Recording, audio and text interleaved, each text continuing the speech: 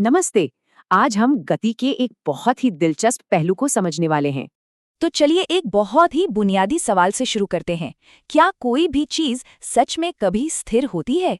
और इसका जवाब है नहीं। असल में तो सब कुछ हर पल लगातार गति में है। ये जो काइनेटिक शब्द है ना, ये असल में गति के लिए एक ग्रीक शब्द से ही आया है।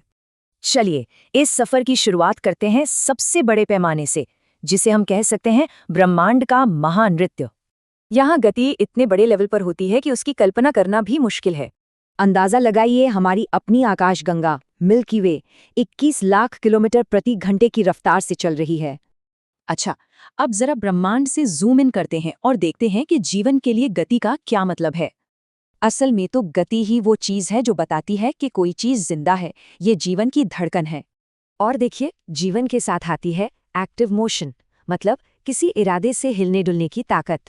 जैसे कि एक चीता जिसकी 60% एनर्जी सिर्फ शिकार करने की गति में ही खर्च हो जाती है। तो फिर इंसान इस गति को कैसे देखता है, कैसे इस्तेमाल करता है? कलाकार भी तो यही कोशिश करते आए हैं, एक रुकी हुई तस्वीर में गति का एहसास पैदा करना। और टेक्नोलॉजी के जरिए तो इंसानों ने अपनी रफ्तार की सारी हदें ही पार कर दी हैं।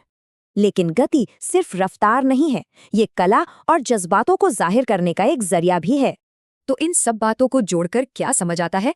हमने शुरुआत की थी ब्रह्मांड में तैरती आकाशगंगाओं के विशाल डांस से।